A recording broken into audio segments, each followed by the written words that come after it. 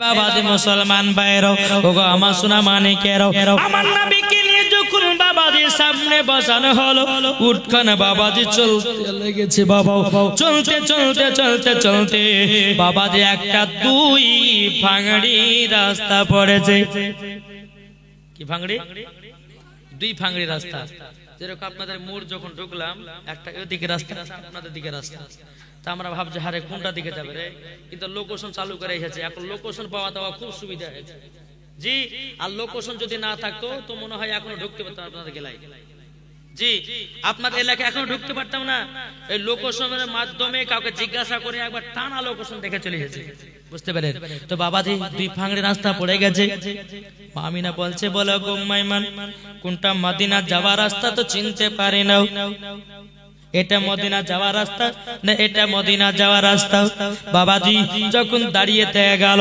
আমার দু জাহানের বাদশা বলছো গো মা জাননি কেন যাও না আমার কেন রুখানা দাঁড়িয়ে থেকে গেছে বাবা হযরতে মা আমিনা বলছে বলে বেটাও তোমার আব্বা জান আমাকে বিবাহ করে প্রায় 6 থেকে 8 বছর আগে তোমার আব্বা বিবাহ করে আমাকে মদিনা থেকে মক্কা নিয়ে গেছিল আর তোমার নানির বাড়ি যাই না আমি চিনতে পারি না কোনটা মদিনা যাওয়ার রাস্তা আমার নবীজি বলতেছি বলো গো মা জাননি ওগো মা তুমি কি রাস্তা চিনতে পারো না আমার রহমতের নবী গায়বের সংবাদদাতা নবী তিনি বলতেছো গো মা জাননি হাজা তরিকাতুল মদিনা মাগো মা এটা হলো মদিনা যাওয়ার রাস্তা হাজা তরিকাতুল ইয়ামিন এটা হলো ইয়ামিন যাওয়ার রাস্তা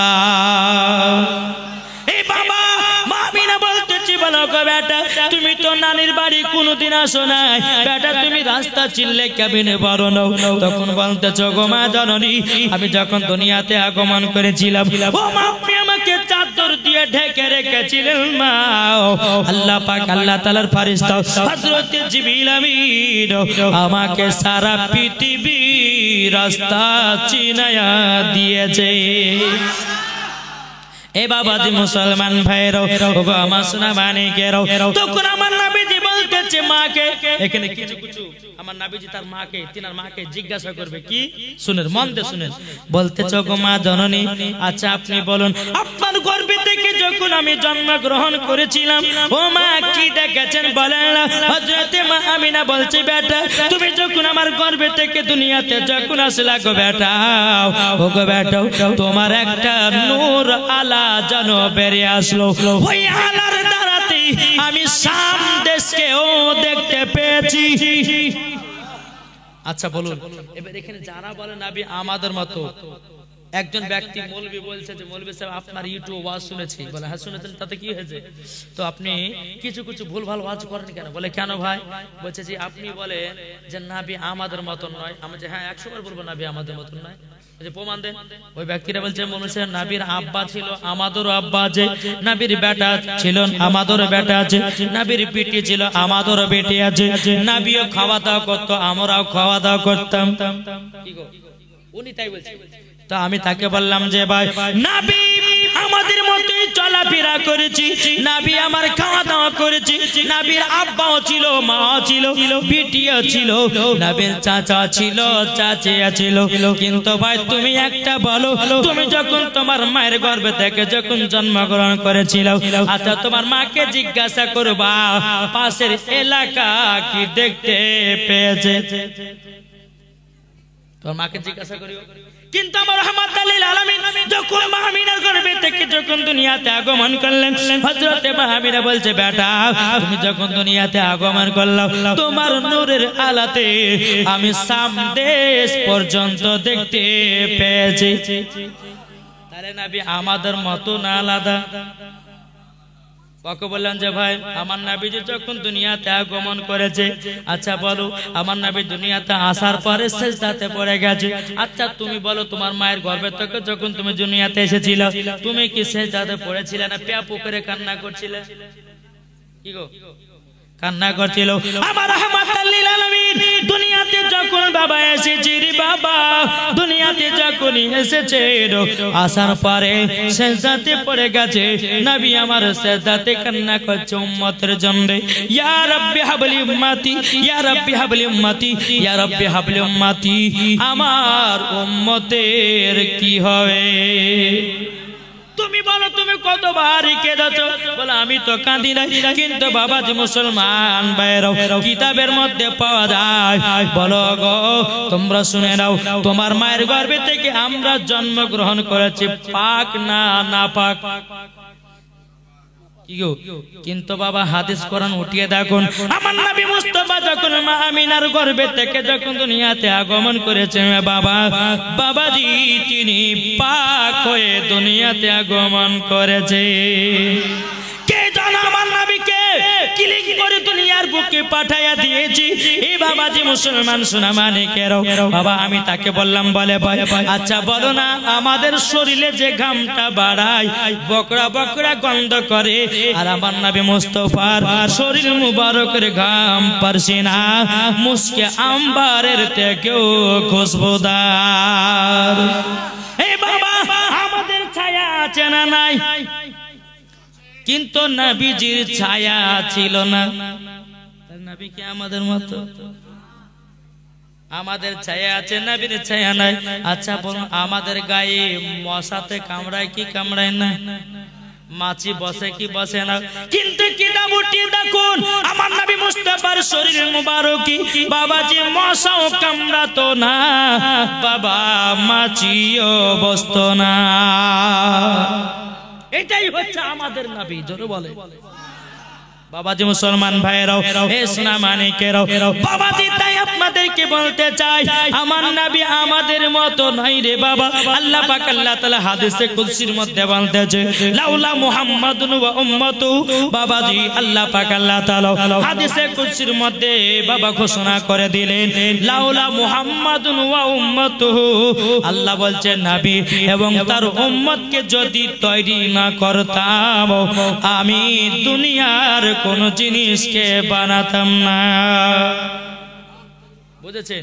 আল্লাহ পাক আল্লাহ তাআলা হাদিসুল কুদসির মধ্যে বলে, লাউলা মুহাম্মাদুর ওয়া উম্মাতুহু, নবী এবং তার উম্মতকে। আচ্ছা নবীর উম্মতকে গো কে? আল্লাহ তো ওটাই বলেছে, নবী এবং তার উম্মতকে যদি তৈরি না করতাম আমি কোন জিনিসকে তৈরি করতাম না। জোরে বলে।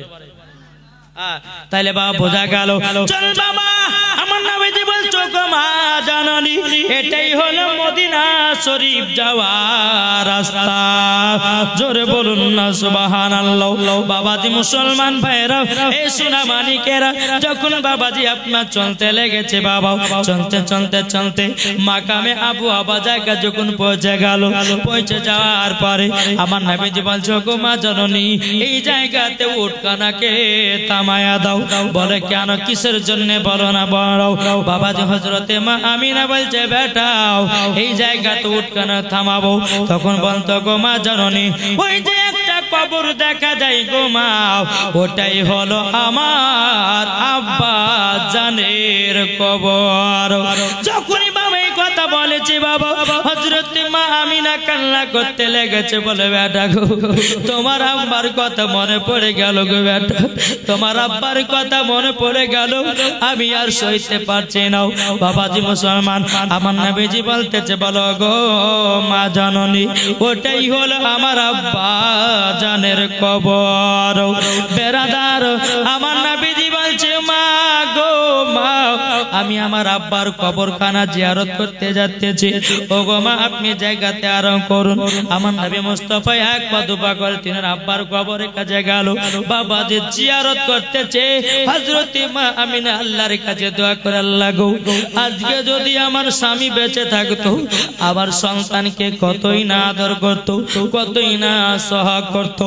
বেরাদার ইসলাম মজা সামারি কিরাম, যখন বাবাজি এই কথা বলাও, আমার নবীজি আব্বার কবর জিয়ারত করার পরে টুকটু টুকটু করে মার কাছে আগিয়ে আসলো, মা গো, আমি আব্বা জানের কবরখানা জিয়ারত করে নিলাম। জোরে বলুন না সুবহানাল্লাহ। হযরতে মা আমিনা বলতেছে বলো গো বেটা এবার চলো আমরা যাব সোনার মদিনা তোমার নানির বাড়ি। আমার নবীজির নানির বাড়ি কথা ছিল কি গো মদিনা শরীফে, জোরে বলো। বলছে বেটা চলো তোমার নানির বাড়িতে 1 মাস থাকবো, থাকার পর আবার মক্কাতে রিটার্ন যাবো। জোরে বলো সুবহানাল্লাহ। নবীকে নিয়ে বাবা টুকটু টুকটু করে যাচ্ছে, মা আমিনা চোখের পানি ফেলায় কান্না করছে। আমার নবীজি বলতেছে বলে মা তোমার চোখে পানি কেন গো মা? হযরতে মা আমিনা বলছে বেটা তোমার আব্বার কথা মনে পড়ে যাচ্ছে গো বেটা, তোমার আব্বা আমাকে এতটাই ভালোবাসতো, এতটাই মহব্বত করতো, ও গো বেটা তোমার আব্বার কথা মনে পড়ে গেলে আমার দিলটা যেন এলোমেলো হয়ে যায়, আমি জানো কেমন কেমন হয়ে যায়। বাবা যে মুসলমান সোনামানিকেরাও আমার নবীজি বলতেছে গো মা জাননি কান্না করবেন না, কান্না করবেন না। ও গো মা আপনি যদি কান্না করেন আমিও তো কান্না করব।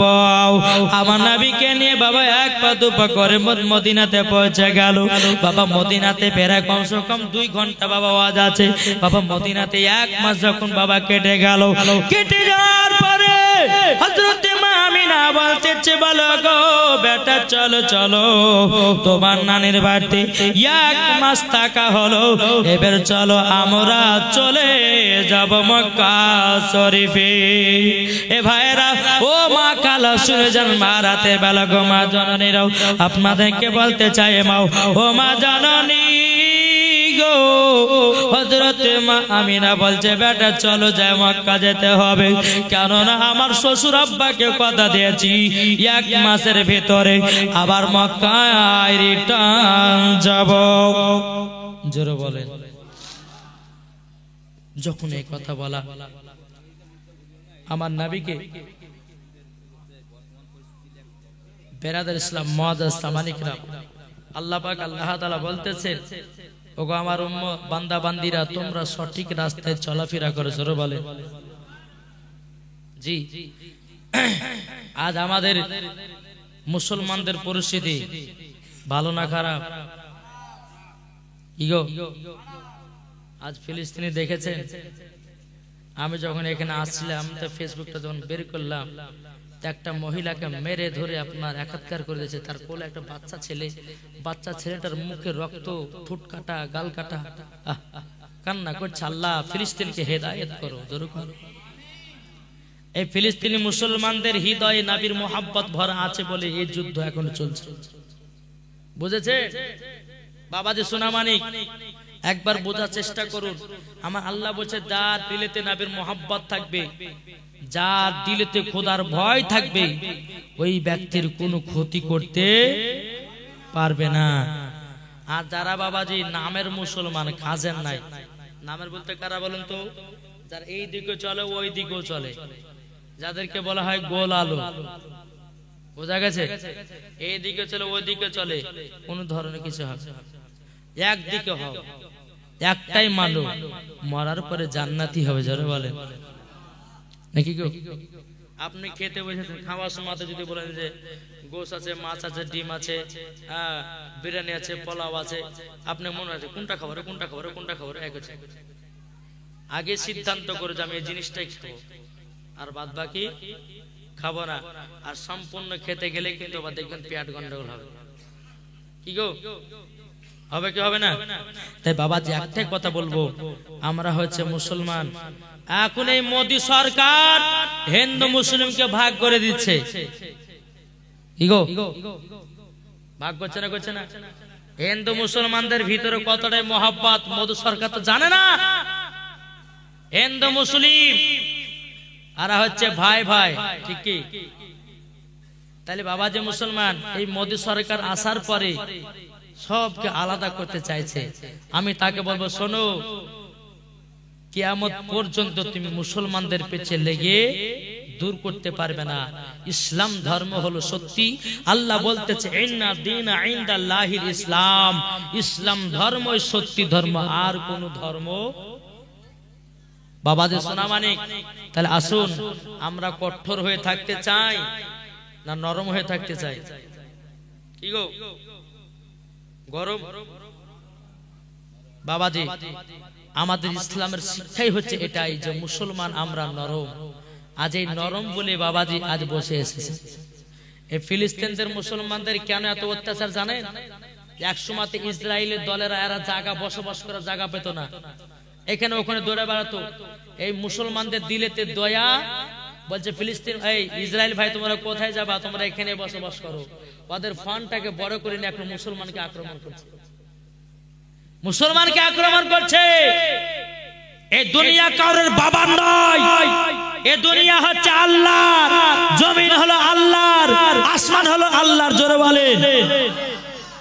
এই দুনিয়াতে সবারই থাকার অধিকার আছে না নাই? তে বাবাজি সূরা মানিক যদি সঠিক মুসলমান হতে চান নামাজ পড়েন। এই রমজান মাস আসছে, আচ্ছা বলতো রমজান মাসে কে কে রোজা রাখবেন না? হাত তুলেন। রাখবে না বলেছে, রাখবে না। আবার ভুল হয়ে গেল নাকি? আচ্ছা আবার হাত তুলেন। আমরা রমজান মাসে কে কে রোজা রাখবো? হাত তুলেন ইনশাআল্লাহ। আমার মা বোনদেরকে বলো, মা বোনেরা আপনারাও মনে মনে নিয়ত করলেন যে আমরা রমজান মাসে রোজা রাখবো। রাখবেন তো? যাক একবার দূরে পড়ো। আল্লাহুম্মা সিলিপছি না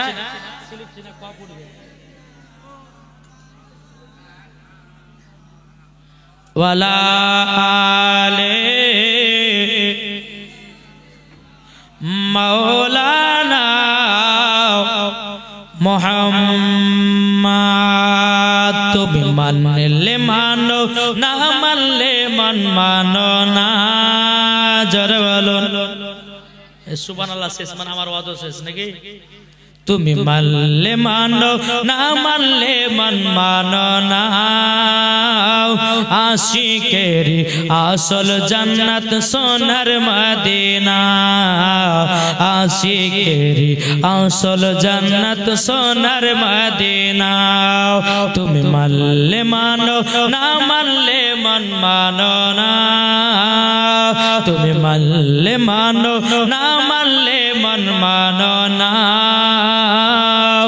আশিকের আসল জান্নাত সোনার মদিনা। জোরে বলুন আশিকের আসল জান্নাত সোনার মদিনা। আশিক হৃদয়ে যত ইশকেরি জ্বালা। জোরে বলুন আশিক হৃদয়ে যত ইশকেরি জ্বালা দূর করিতে পারে ওই মদিনাওয়ালা, ওই মদিনাওয়ালা। আশিক হৃদয়ে মাঝে ইশকেরি জ্বালা দূর করিতে পারে ওই মদিনাওয়ালা, ওই মদিনাওয়ালা। তাই মদিনা মদিনা করে, তাই মদিনা মদিনা করে হয়ে যাও ফানা। আশিকের আসল জান্নাত সোনার মদিনা। আল্লাহু আকবার।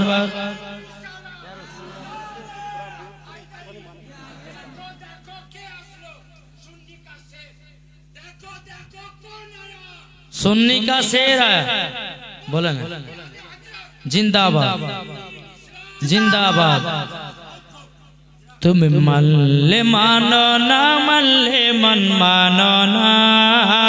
आशिकेर आसल जन्नत सोनार मदीना। जोरे बोलो।